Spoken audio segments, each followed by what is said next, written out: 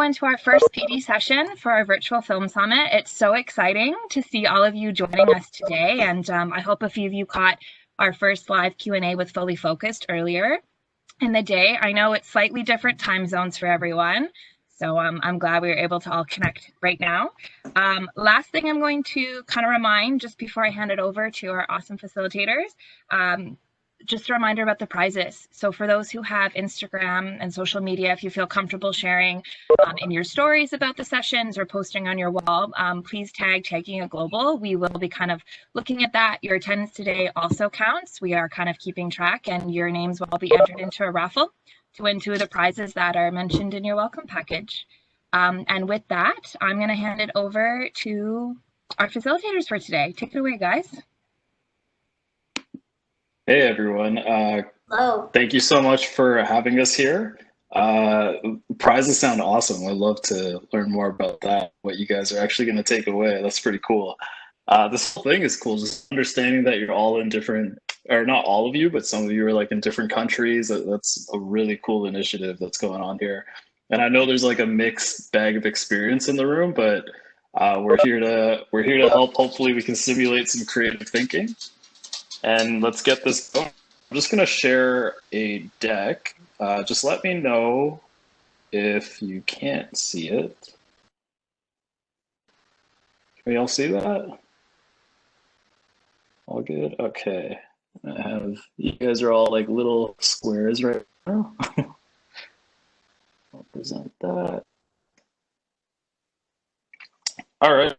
So, just to get started, this is a workshop on mobile visuals and the essentials of it. So that goes from photography all the way to filmmaking.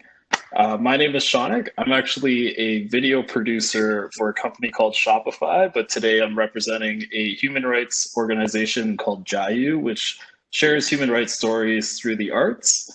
And I'll pass it to my co-facilitator as well. Yep, my name is Maliha. I've also participated in a filmmaking program with Jayu, which was an amazing experience, and where one of my mentors was actually Shaunik, where I met him. But other than that, I am a professional photographer, and I actually still do mobile photography to this day, which is why I'm really excited to be co-facilitating this. Awesome. Thanks so much. And yeah, so today we're just gonna get started. So today our goals are mainly to understand that like the best camera that you have is the one that's on you. So even if you do normally shoot with something like a DSLR or something like a mirrorless camera, just having your phone on you at all times is still really valuable, because even if it's not for your professional photography, you can still use it as a tool to like storyboard. You can grab some sample images and like test out angles, or your phone is also usually good enough to actually produce some professional quality images. So we'll get into that a lot more today. And we'll also learn about the apps that you can use either when it comes to doing photography or filming video or editing those photos and exporting it. So you can really do it all in your phone these days. It doesn't have to require a computer at all at this point. And really the biggest goal today is to just stimulate creative thinking. So let's get what's in your mind out into a visual. So we'll have a few exercises for you guys today as well. I hope that you have your phones actually near you, because we will be doing some exercises where you will be taking pictures or video. So we'll get started. Let's get into just the main principles of what you want to be looking for when you're trying to craft a really nice image. So there's 3 main principles that we always rely on, and that's composition, light, subject, and story. So composition, it helps a lot because it helps lead into your subject and story. It helps how you frame an image. It helps lead the viewer's eye where you need it to go. A lot can be said with framing, and we'll get further into that. Light as well can really play a huge part in your story. I'm sure you've seen movies or you've seen images where the light creates some sort of moodiness and it creates some sort of either warmth or it makes you feel cold or something of that nature. Light plays such a huge part, and especially with phone photography, if you're trying to get a high quality image, you're trying to make it sharp, light plays a huge part into that. Your shot won't be grainy, but if let's say grainy is something that you want, you can still do something like that in post and still playing with the light and playing with the darks and the brights. And then your subject and story, that's what it's all about, right? So your subject could be yourself, it could be an environment, it could be someone that you know, and your story, that's huge when it comes to film. And that's the biggest part of the pre-production process, is just understanding what's the journey that you want to take your viewer on and what's the message that you want to convey. And we'll keep going. So now what we're actually going to get into is just understanding a little bit more of your camera screen. I'll actually pass it off to Malia on this. Mm-hmm. So as you can see on the screen, we have two different types of screens. We have iPhone and Android. Most people use either of these. And although yours might not look similar, basically all phones kind of generally have the same tools, and they might look very much similar. So if you can see, in your iPhone, actually, if you turn on the camera app, you can choose to put on the grid, which is very helpful if you want to, align the picture straight or however you like, using the third rule. And you can also see the different options you have on your phone. For example, if you see here, there's portrait mode in both of these phones. And there's video, of course, and some cameras have an option for slow motion if you want to get that feature in your videos. We have time lapse, and you also have the option of panoramic if you have that option on your phone. But using these different options, you should use them, make the most of them, because they are available in your phone, and just try to be creative with the different options that you have, but of course using the different ideas in your head. Again, like Sean said, the creative ideas that you have, try to make them, make them into reality. But yeah, and if you actually see, you have the option of putting your camera into focus on something specific. So if you hold down on the screen, where you want it to be in focus, if you hold it down, most likely it will shift the change from everything in that screen to where you just selected. And that will help to blur out or make the surrounding areas a little more blurry and have more focus on what you want it to. So that could be really helpful with macro photography. Let's say you're capturing a flower. If you slide up or down, or I see on the Android screen, if you swipe left or right, you could change the exposure. And that can help you control the brightness to it. And yeah, so that's basically what you can do, some things that you could do. Sean, if you want to add anything else? Yeah, so really, in terms of, like we were saying, it matters. It's just what camera you have on you. Sometimes as well, even for apps, it's kind of the app that you have on you, which is just the basic camera app that's within your phone. And honestly, that's usually what I use. And then from there, I'll take it into a post-processing app like Visco or Snapseed, which we'll get into. One trick actually that I like to use a lot is when I hold down and I'm setting my exposure, I find that phone cameras usually tend to be pretty bright, and I personally like to just bring down the exposure just a little bit so that I can get more detail in my lights and my darks. That's a little more technical, but what we'll get into first is really anytime you shoot is understanding why, right? So this is really important. This is probably the most important question that you should ask yourself anytime that you're starting a project, anytime that you're taking a photo. Let's say you want to create like a photo essay, or you want to shoot some sort of short film. The why is very, very important. So you always want to ask yourself, why is this important to you? And what message are you trying to send? And why are you trying to send that message, right? So you need to understand that if I'm going to tell some sort of story on, let's say, a friend, understand why you're telling that story. What does it mean to you? So that that message in your picture can be conveyed to the viewer, right? It helps inform all your creative decisions, even let's say the type of light you're shooting in. You want to shoot in sunlight, you need it to be warm. And it's like, why do I need it to be warm? It's because I want a happy feel, or I want it to feel inviting, or to feel hearty. Why just it just helps you make more informed decisions, right? So the question you just got for all your decision making when creating a narrative. So that comes from subjects, tone, story, colors, and more. One of the things I love doing before some sort of short film or a longer film piece is actually creating some sort of mood board. So that's finding different images across the internet and just putting them in one place, and then taking a look at it and understanding why did you choose those photos, right? You're picking a feel, you're picking some sort of tone.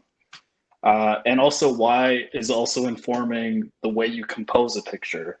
And so we're actually going to get into a few composition ideas for you guys, which I'll pass over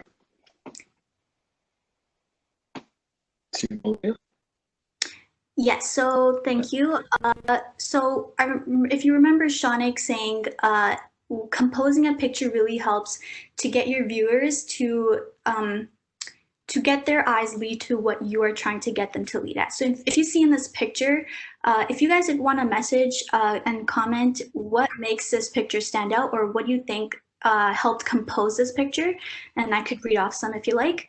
But yeah, what pops up most is the greenery. And as you can see in a household, this was probably taken in somebody's backyard on their deck. But you can see there's mostly green, and in the center there is this lady, and the background is mostly white. And what made the lady stand out more is her black clothes. So that brings a really good contrast to the white background.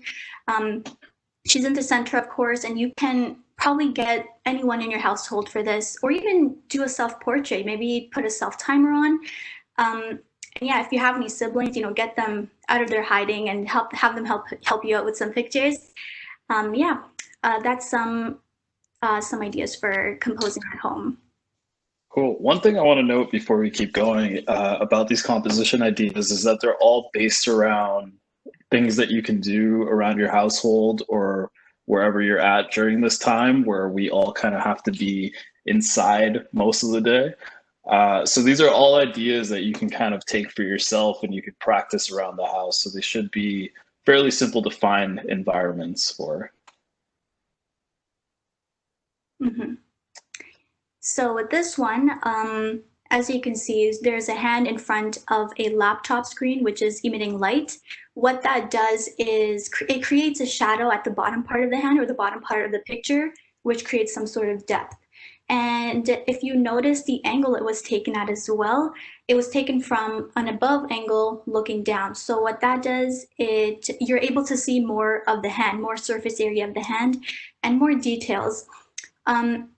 Using different angles helps create illusions that might not actually be there. So for example, if you take a picture from bottom and it's looking upwards, you can make the object or the subject in your picture or video to look or to appear larger or even taller. If you do the same angle, you might even get a different kind of background. For example, a ceiling or the sky, which is a pretty unique angle and a different look to your picture. But yeah, trying different angles would create different perspectives. And with this one, of course, you're able to see more of the hand, and it kind of creates kind of like a 3D effect if you take it that way. But yeah, those are some ideas: angles, perspectives, and so on.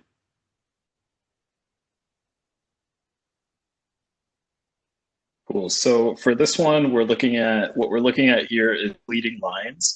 So this can happen a lot if you have, shutters in your room or blinds of that nature, or you can even create it yourself if you kind of block a window and you create some sort of leading line with light. Leading lines is also not just light, that's also with any type of line in your house that might create symmetry.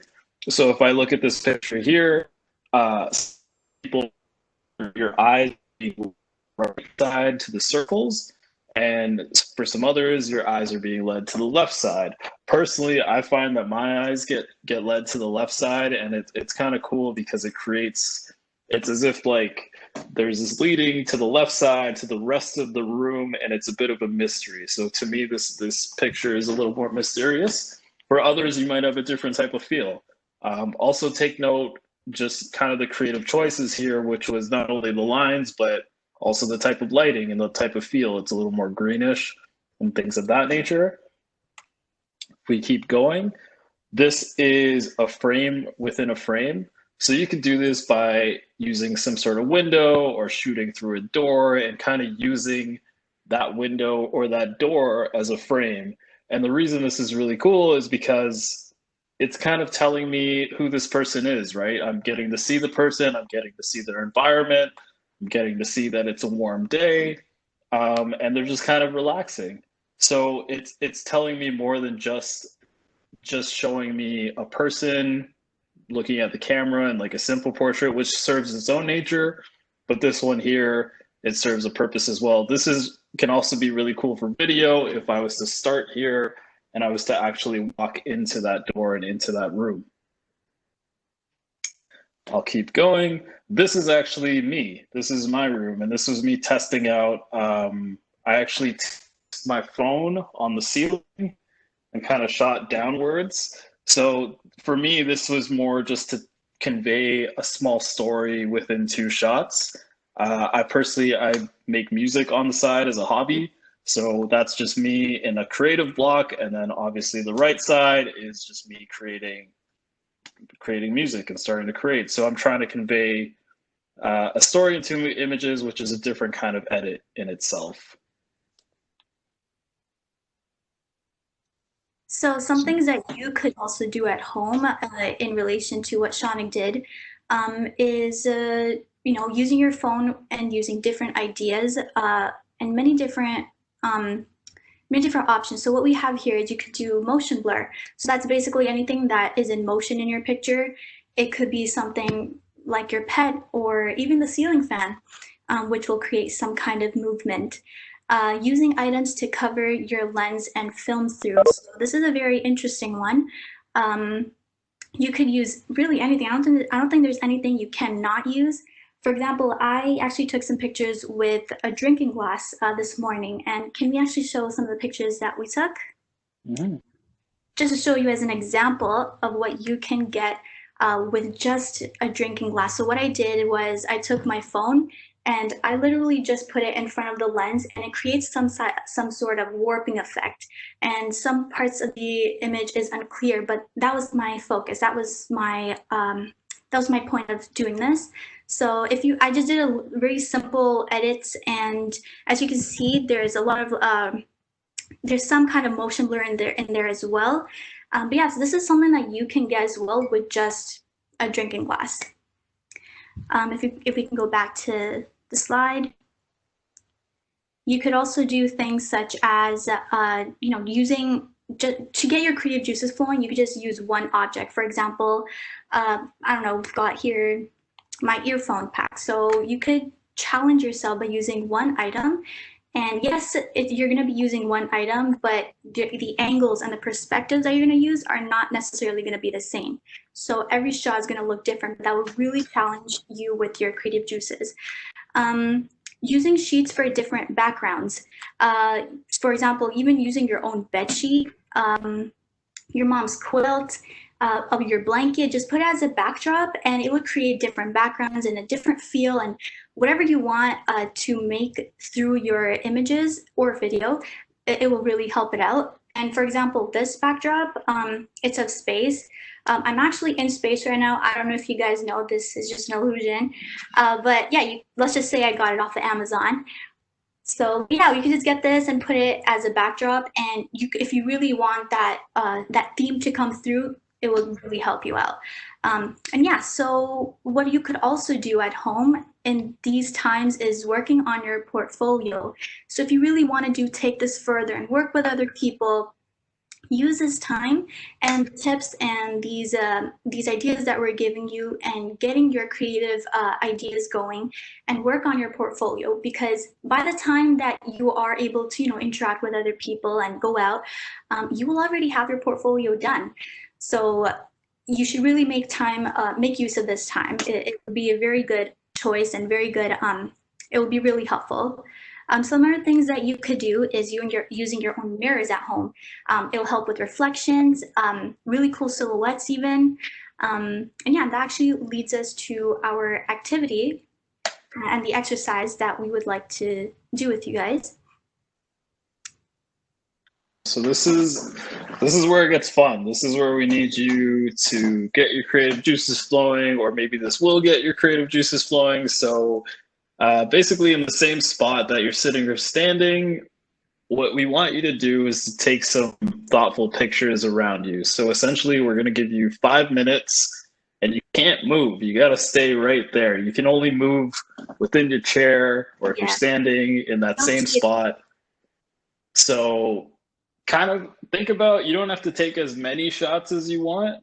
It's more so just take some thoughtful ones, think of story, think of light, think of composition, and just try to look around you, look behind you, look above you, look under, things like that. So we're just going to give you 5 minutes here. And try to give it some meaning. And feel free to ask us questions if you need.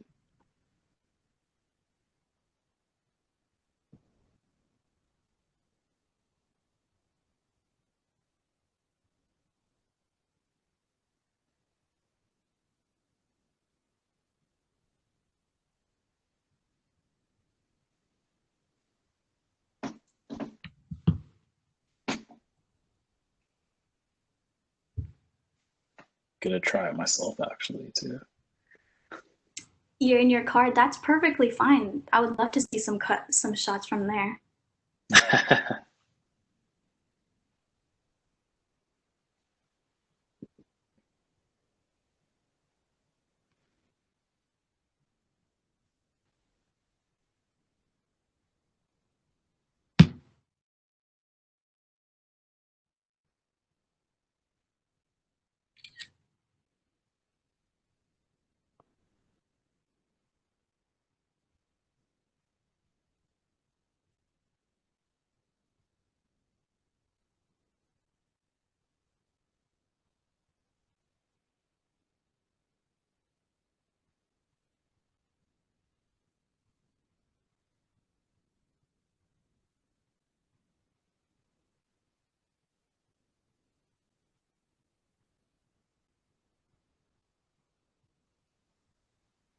I noticed someone said, I'm in a car. Is that okay? As long as you're not driving and shooting. Yeah, I should have mentioned that. You're parked, sit in that chair and take some shots.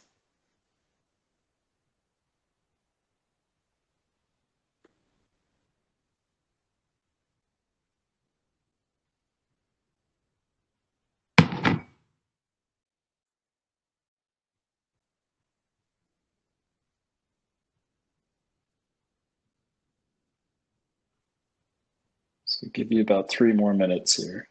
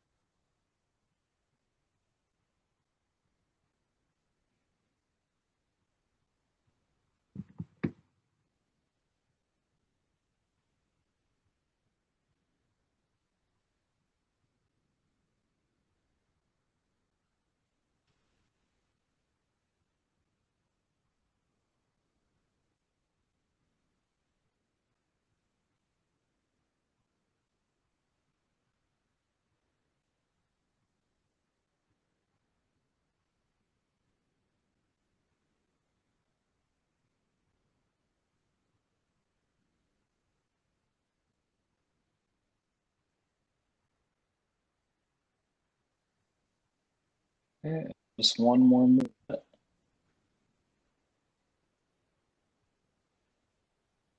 Hopefully this is getting just your mind going a bit. I know we're going to touch on some technical stuff next, but this is more just to get it all out.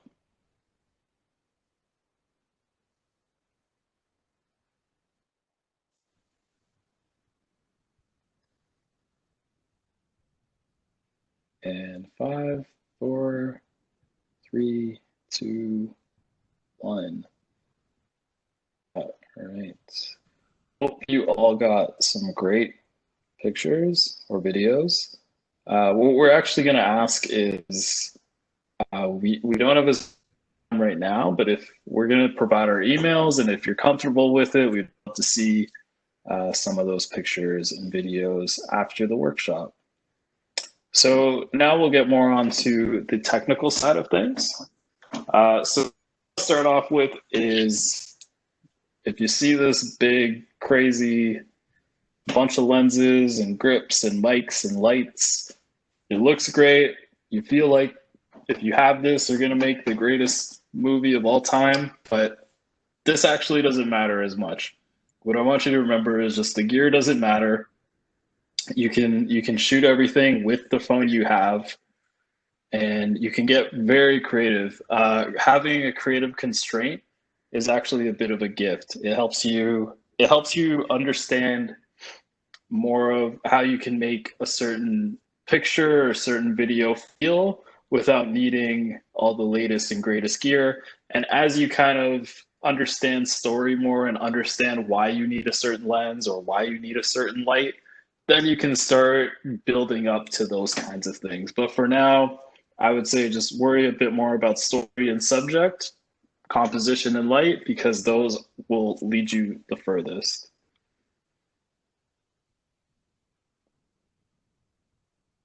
So I've actually gathered a couple of pictures here, and I want to ask you guys if you can spot the difference. So we have some pictures that are taken with phone and some pictures that were taken with a DSLR. What I want to ask you guys is if you can spot the difference. So feel free to message, send a chat if what you think, what your thoughts are. I'll give you a couple seconds to take a look at them, and then I will tell you which were taken with what. Yeah, just message which. Sorry. I was gonna say just message which ones you think are the phone ones, but if you have a different question. Are some of them edited or like? Yes, some of them are edited. Okay. Thanks. So I give you 10 seconds just to pop in some answers there.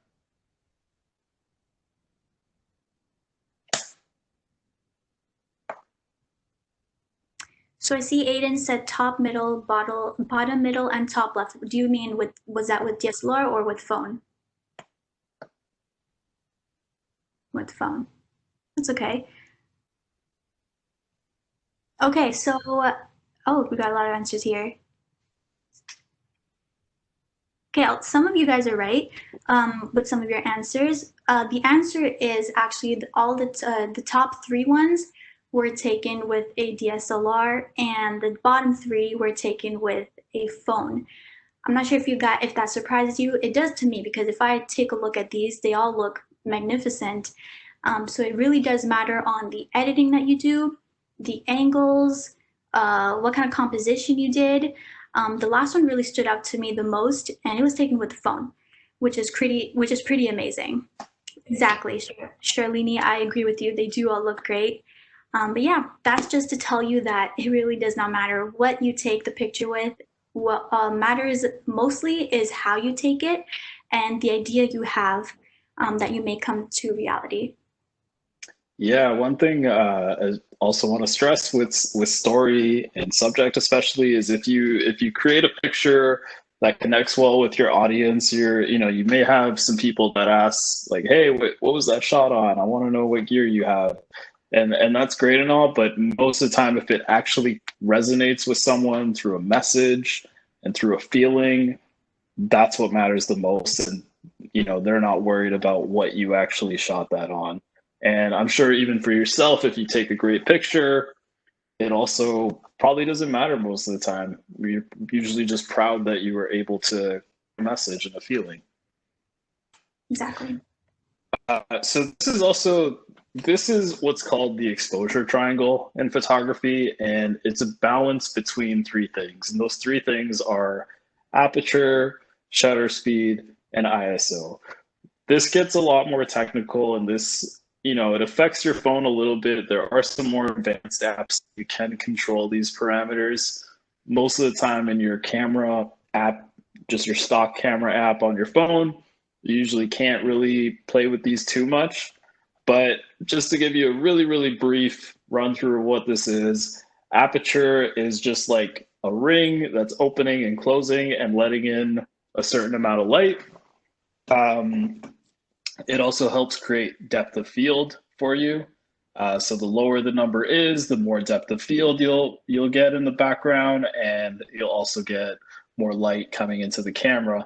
And when I say depth of field, if anyone doesn't know what that means, that's just if I take a portrait of somebody, if you see somebody's face and you see how the background is all blurry, that's creating a shallow depth of field. Whereas when everything's in focus, you're creating less depth of field. I would actually like to add on, and I forgot to mention this earlier when we were talking about the phone screens and the camera. I noticed in the iPhone, I'm not sure if this is with Android, but if you put on portrait mode, you actually have the option to control the aperture. So the top right-hand corner of the screen, there's this little F kind of symbol, and you can actually control the aperture in your phone if you use portrait mode. Amazing. Yeah, it's actually, if you're able to do that, that's a great way to test and see the effects that aperture has. Then you get into shutter speed a little bit. Shutter speed is essentially how fast your camera takes a picture. So there's usually your camera has like a mirror in it, and there's a little curtain that's going up and down. So it's really just saying how fast that shutter curtain is going up and down and letting the image come in. So the faster the image will be, it would be something like 1/1000th. That would be a really quick image. So that brings in less light, but it's a very quick shot. So let's say you're shooting something like something sports related or something moving fast, like a car, you want to use something like that. Whereas if you want to get something like just like motion trails, like let's say a car is driving by and you just want to see some light trails, you would use a longer shutter speed. So you'd use something like 1 second, but at that point, use a tripod because things can get blurry. The top one here is just ISO. It's basically a number that indicates how much light is coming into your sensor on your camera. So the higher the number, the more light you let in. The lower the number, the less light you bring in, but the lower the number will mean the clearer your image will be and less grainy it will be. Whereas if you want grainy, you would go to a higher number. So this can get a little confusing. I know I said a lot there. We will have some resources after the workshop as well that you can dig a little deeper into this. This is a lot more useful as well with something like a DSLR or a mirrorless camera. But if you start getting into advanced apps with your phone, you can control these parameters and get really, really creative with it. And speaking of apps. Yes, so you can actually, instead of using the camera app that was originally on your phone, you can download some apps and use those apps to take pictures. For example, there's the stock camera app and VSCO Cam app, which is quite popular these days. It provides you with a lot of filters to use, but of course you could use your own editing style and change the settings on it manually to your liking. So for editing, there's the VSCO app, there's Snapseed, which is also a quite popular one, and Lightroom Mobile, which is quite similar to the Lightroom desktop app. So that helps you a lot. It has a lot of options for you from basic to advanced. So I would say those apps are very, very nice. for videos, there's iMovie here for a lot of the iPhone users. It comes with the phone already installed, but there's also Adobe Premiere Rush, which is similar to the Premiere Pro desktop app. So that could help you get started, and Filmora Go, which I've used myself. It helped me a lot and helped me to compose a shot and a lot of different editing options. And I found it to be really quite useful, especially the iMovie app as well. Shanik, if you want to talk about filming video. Yeah, so for filming video, you have the stock camera app, of course, and then you get into more advanced things, which are like Filmic Pro, which is more for iPhone, and you have Cinema FV5 for Android.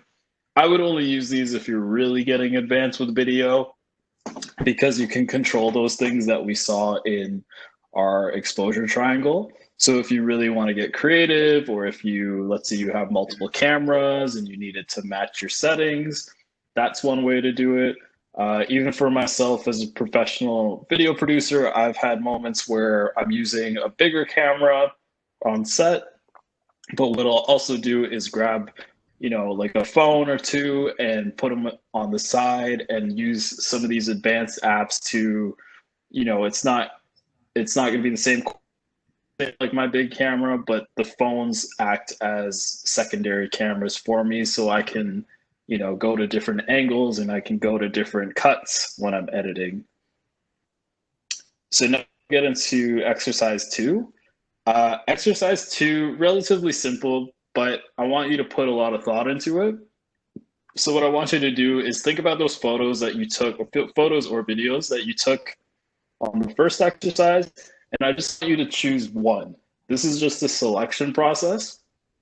Take your time with it. Understand like composition. Understand what you did well with it. Understand the exposure that you have with it. So I want you to just pick one of them, and we'll play around more with it in exercise 3. But right now is to pick one of them. And if you don't have, like a editing app for one of these, I want you to take this time as well to just download one of these apps. Most of them are free, so I would recommend just downloading one of the free ones. Personally, for pictures, I use VSCO Cam. And for editing, I've also used Snapseed in the past. I know those are really, really good options. So just going to give you 5 minutes there. Select a photo, and if you don't have an extra app, just grab one of those. And feel free again, to ask questions. Yeah, exactly.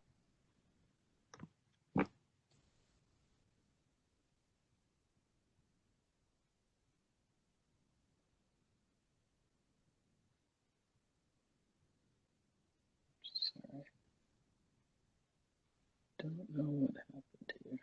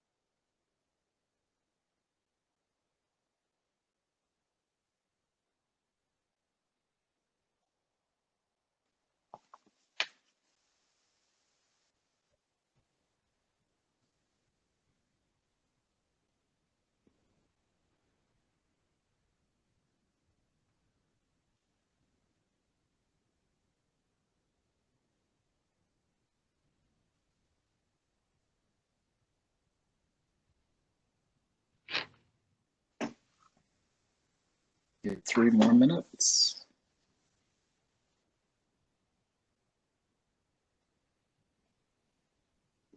And if you have like a notepad nearby or something, sometimes it's good to just write some points on why you decided to select that image or that video, or even what you would do differently if you want to do something different.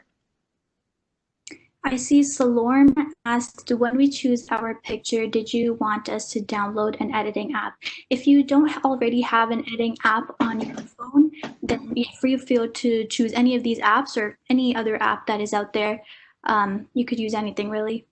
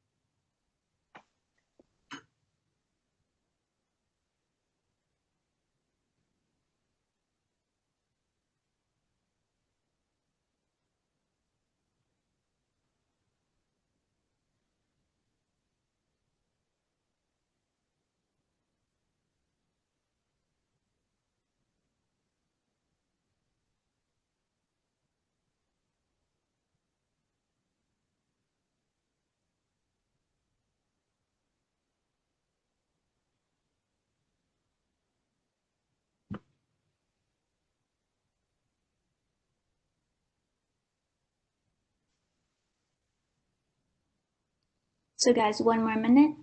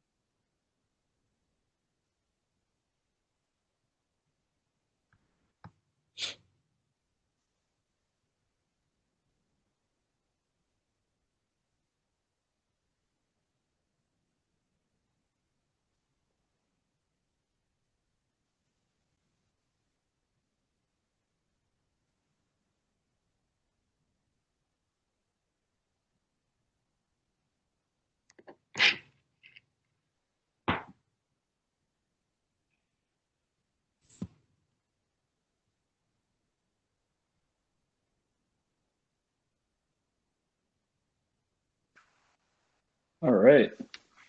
So hopefully you've grabbed an image or video, and if you haven't, that's okay. You can always do this after the workshop as well. Just, try it out. So now we'll get into post-production. So post-production basically means editing.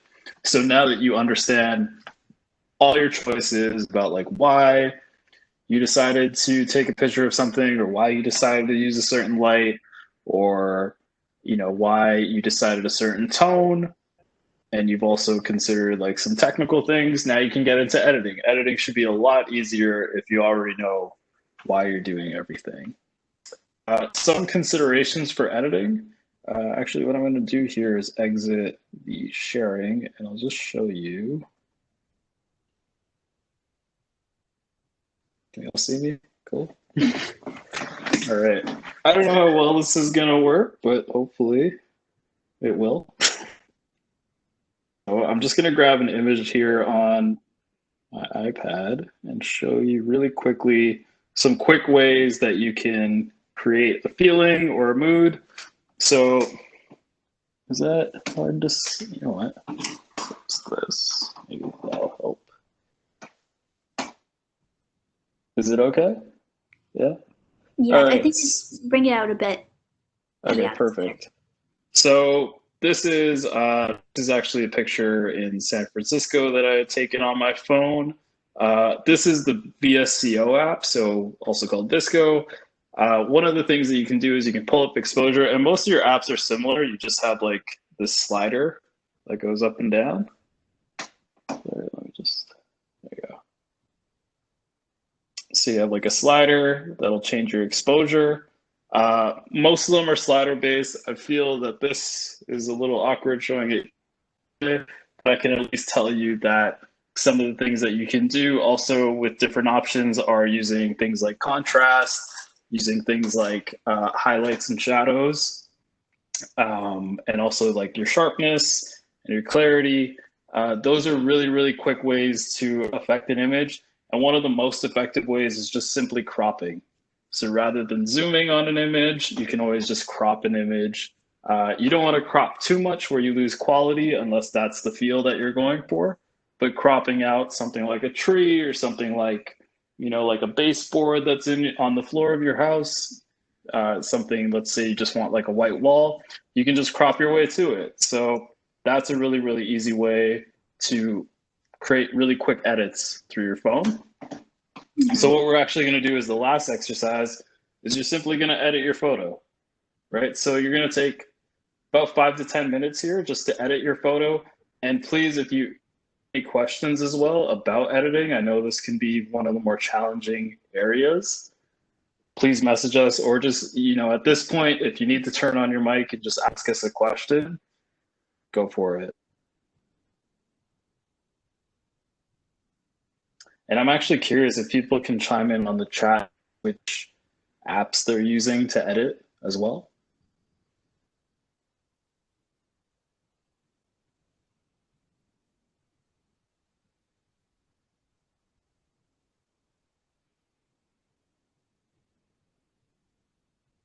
Visco, yeah.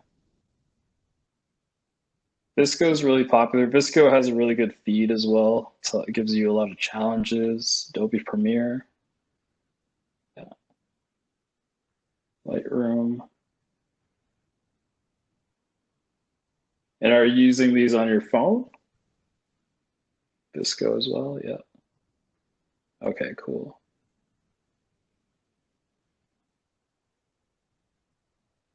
It's crazy what you can do with your phone these days too. Mm-hmm. Don't have any on my phone yet. I think even besides some of those apps, I think the Apple with the iPhone, actually with Android as well, if you have the updated OS, the software, you can actually edit within those apps as well. They give you some basic options. Another trick as well, if you don't have an app and you want to do something quickly, you can throw it in Instagram as if you're going to post it, get those editing options, and just save the picture as a draft as well. Also, with the why, when you're thinking about why you're choosing images and why you're taking images, you also want to think about that for editing choices as well, right? So you want to think, why am I making this darker? Or why am I making this brighter? And even just using those simple edits, even though they might be simple, it can do a lot to your picture or video. Yeah, a lot of it too is stylistic choices. Personally, I personally like to darken images just a little bit, just to add a little more contrast to it. I know if you want very bright portraits, you might raise the highlights a lot. And everyone kind of has their own style, and that's where you start to develop your style as well. The best advice I can give really is just two things. It's ask your why and just keep shooting and keep editing. Yeah, practice.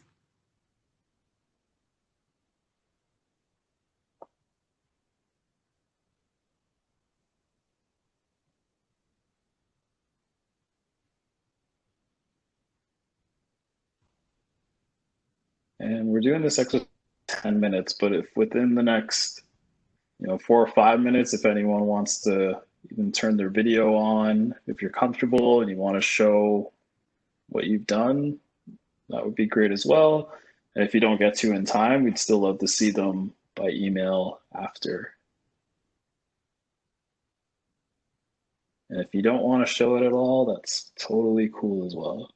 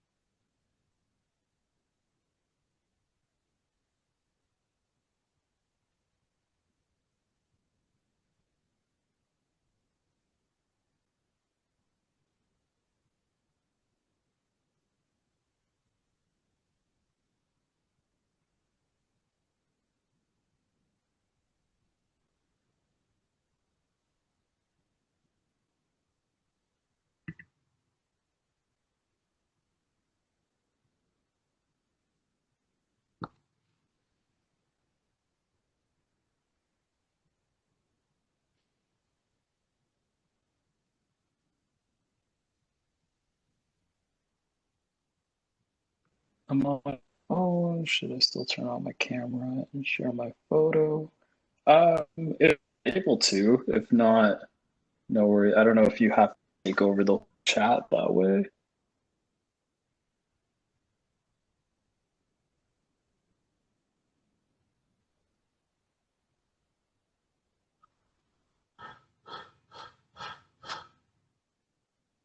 I don't know what's going on here. I probably should have taken more time with it, but mine was just this can of San Pellegrino that I was drinking from a lower angle, but I was really trying to accentuate, like, bring out the yellow there.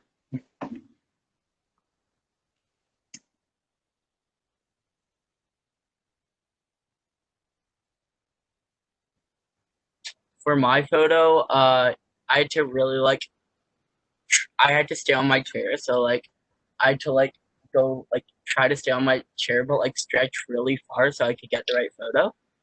But Perfect. I also made a before and after thing. You want to see that? Yeah, Yeah. amazing. Uh, so this is the before. It's of a shirt. Ooh. It's like the sleeve, Yep. and the after. I wanted a scary look. Right. So you're kind of playing with like leading lines on that one. Yeah, it had the lines on the shirt, so Yeah, I think it really helped with putting the focus in the middle, the mhm. lines leading to the center. Yeah. That's awesome. That's awesome. Yeah. Did you Anyone edit the else? picture at all? Oh, sorry. I don't know if I cut you off there. And I was just asking Daniel if he edited the picture using one of the apps. Yeah, I used Lightroom. Okay. Cool. What was it that you changed? It was hard to see it on there, but I added a vignette. I think that's what it's called, to a black one to Mhm. make it look like it's scarier, and then I tinted it green. So yeah. Amazing. Anyone else open to showing their picture? You probably have time for like one or two. Yeah, I don't mind. Yeah. Yeah, hold on, sorry. Do I have to share it through this? Hold on. Yeah, I think there's a share content button that I was gonna Yeah, you can just hit that. That's cool. cool, cool. Oh, shit, I think I've taken. Yeah, but that's what it looks like. Oh. Cool. Take over the whole. But yeah, I think I was playing about with. Yeah, I think I was playing about with exposure bit, and I reduced the shadows and the warmth Mhm. kind of. That's really cool. I like the CD in the different colors. Yeah, and I see a Yeah, I little had it next. on the water bottle wrapper. Oh, and the water bottle Pardon? itself. I see it. It's it's kind of combining in with the water, which is really cool. Yeah, I wanted to get the reflection of it in the table, but I don't know how clear it was. That's the cool thing about CDs like that. You can actually you can take the CD and kind of have some window light come in and like bounce it off, like a face or a hand or something. You can create a really cool color effect with that. Most of cool pictures you can take are just things around your house. Just Mhm. utilize Yeah, those. You don't need a lot of it was gear. fun. That's amazing. Thanks for sharing. Thank you. No problem. I think we might have time for just one more if anyone wants to share. I have a photo that Sure. Awesome. I've taken that you guys can see this. It's kind of hard to tell. Oh, is that flowers? Yeah. Awesome. So I also have the before photo as well. Kind of it was a very light looking photo.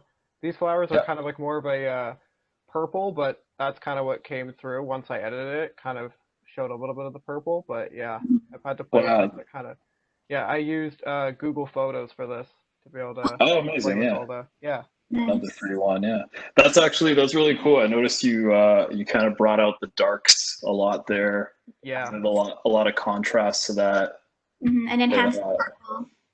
Yeah. just gave it some clarity, brought it to life. That's awesome. Yeah. Thanks. Thanks for showing.